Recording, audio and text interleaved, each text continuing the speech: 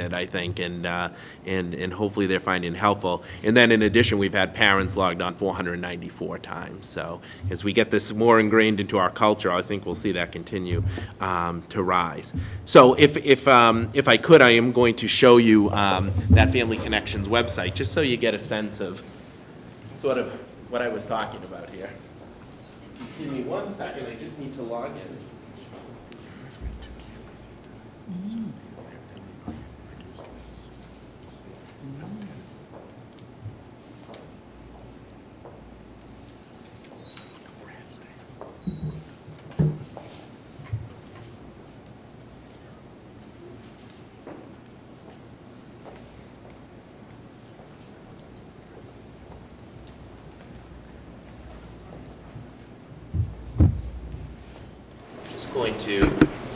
I have myself in here as a student. We don't want to use anyone in particular.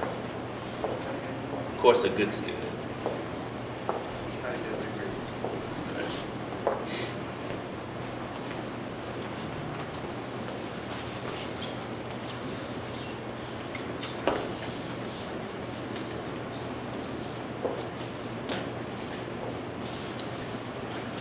While this is sort of, logging in here, because I know there's one more step, let me tell you a little bit about, I will talk about the eDocs module, and I have some statistics on that I wanted to share with you, so allow me to look at this. But what Mr. Bernard was saying, the eDocs module allows us to send our information, basically the student's transcript. And what goes with an initial sort of transcript package typically is not only a transcript, but a school profile, a guidance council recommendation, something called the secondary school report that includes the student's GPA and things like that. So at least 4 documents go in an initial transcript package, and we've been able to send. I was able to look. We've sent 90% of those online this year. And last year we sent none of them online. So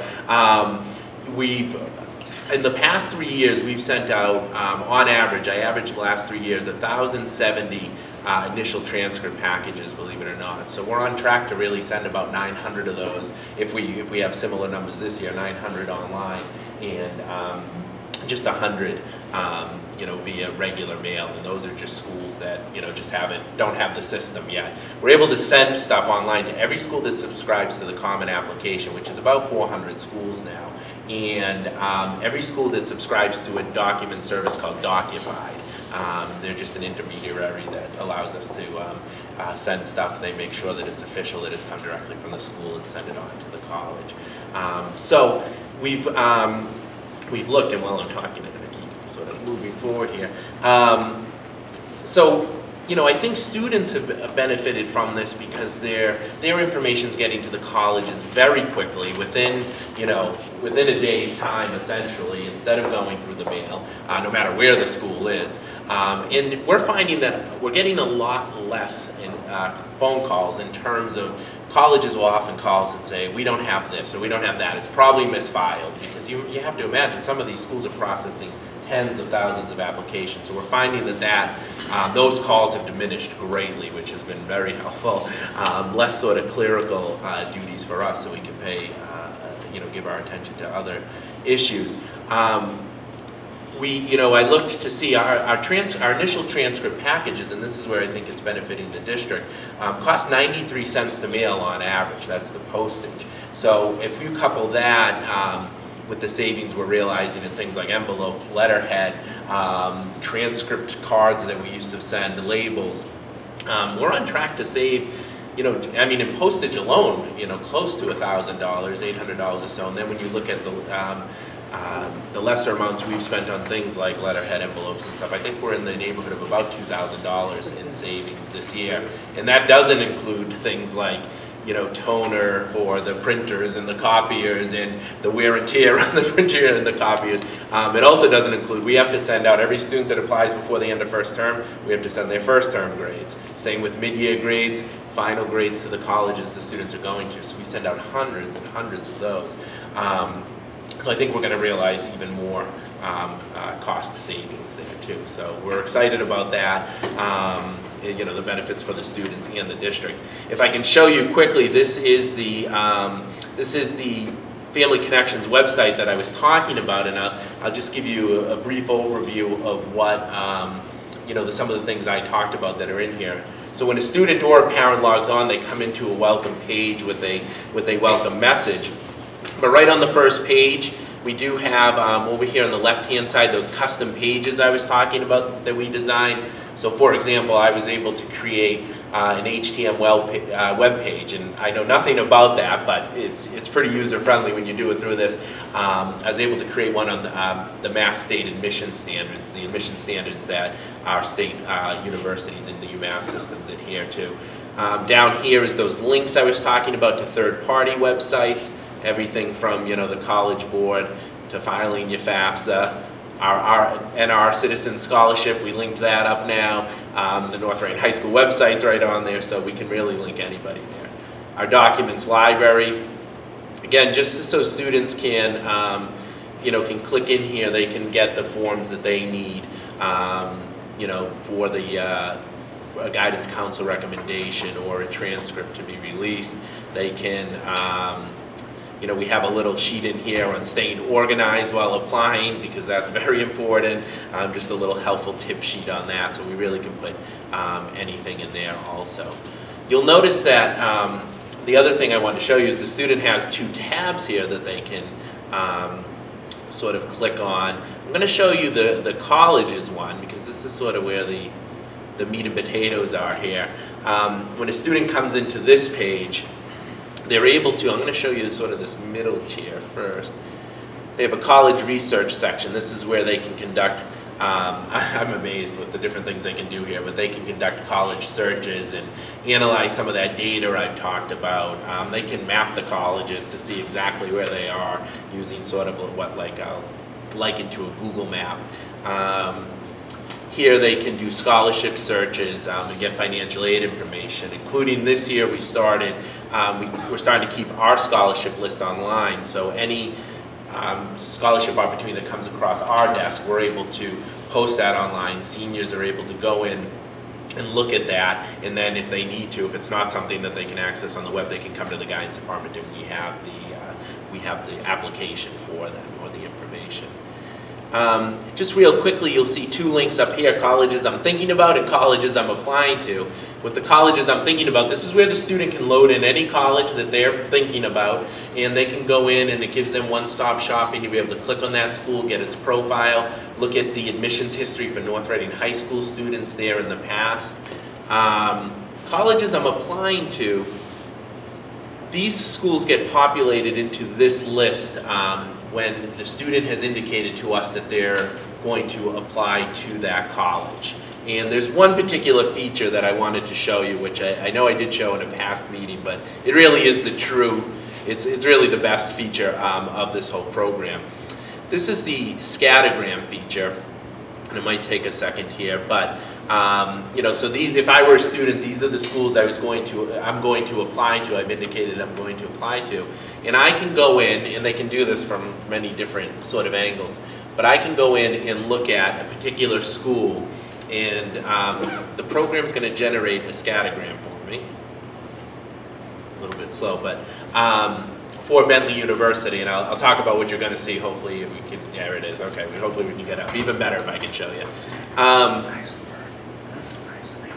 So here you see me, I'm this red circle. So I'm plotted at the intersection of my GPA and my SAT scores, my critical reading plus my math. I took out the writing for the sake of this one. And all these other data points that you see here are students who have applied to Bentley University in the past. Like I said, since about 2005, I think the data goes back. Green squares are students that have been admitted. Red X's, as you might guess, are students that were not admitted. You see a few other symbols such as the blue diamonds here. That's a student that indicated to us that they were waitlisted there. But if I were a student, I could look, and assess my chances for admission. Obviously, again, I put myself in as sort of a very good student, so, in sort of assessing where I am in the process, I'd feel pretty good about admission at Bentley, although we do warn the students that this is the black and white part of the process. There is a whole lot of subjective, parts of the process also. So, going forward, a few things we're hoping to do is we are we're going with the eDocs. We want to give teachers access to eDocs next year. There is the ability to do that. So they will send all of their information, teacher recommendations, and teacher evaluation forms via the internet. We're also looking this, Naviance has a module for careers. So students could go on through Family Connections and do things like career inventories, research careers to kind of find, answer that age-old question of what do I want to be when I grow up. We also, this has the ability, now that we have Family Connections up and running, students log on, share an email address with us. This is going to give us the ability as they move on to still have contact with them, and you can generate custom surveys through this too. So we could send them surveys about their college experiences and how college is going and are they happy at the school they picked. So that's something we're really looking forward to doing too. So just a couple things that we have in the hopper that we want to get up and running with. So. That's everything I wanted to share with everyone tonight. Certainly if anyone has any questions, please let me know, but thanks for having me again. Thank you, Mr. Rose. Any questions from the committee? Can I do this in retrospect? So like 20 years ago? 20 years ago, yeah. We don't quite go too that far. But we're getting there. Thank you very much again for having me. Thank you.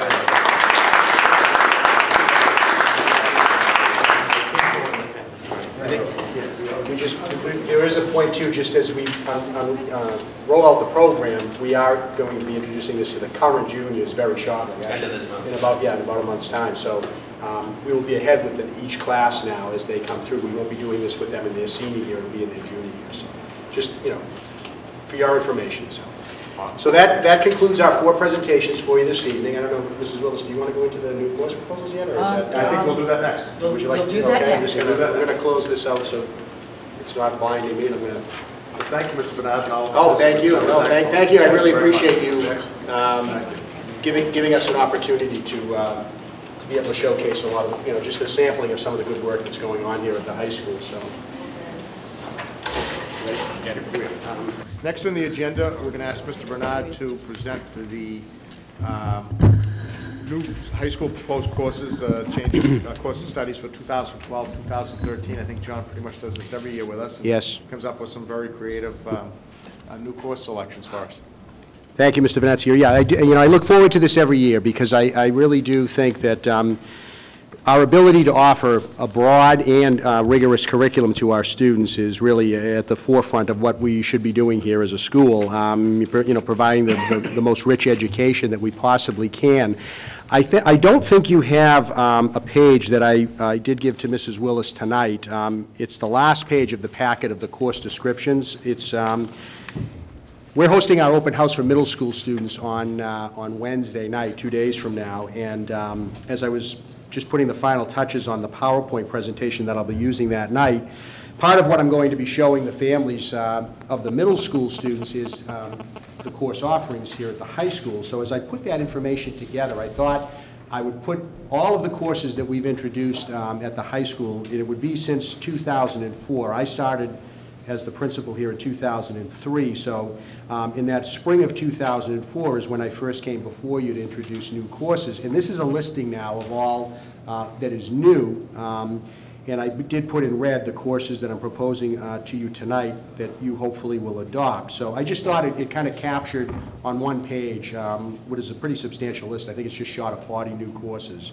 And I might add that as is the case with the courses that I'm proposing for 2012-13, I am doing this with the understanding that there is no increase in staff, nor is there an increase in resources that or financial resources that we would need to run these courses. So I am fully aware of that fact and believe again this year that we can offer these courses to students with the understanding that there is not going to be any, there aren't going to be any new teachers, and we are going to have to work with our existing operating budget to buy the resources that we need for these courses. So if I could start, I'll go through these very quickly. I'm actually going to draw your attention to the 3rd page of the packet because I think to make the introduction for the Contemporary Dramatic Literature Honors Level course, I need to make the point for you that I'm proposing a pretty substantial change in our senior English requirement for students. Traditionally, what we have had is that students can take either British literature at either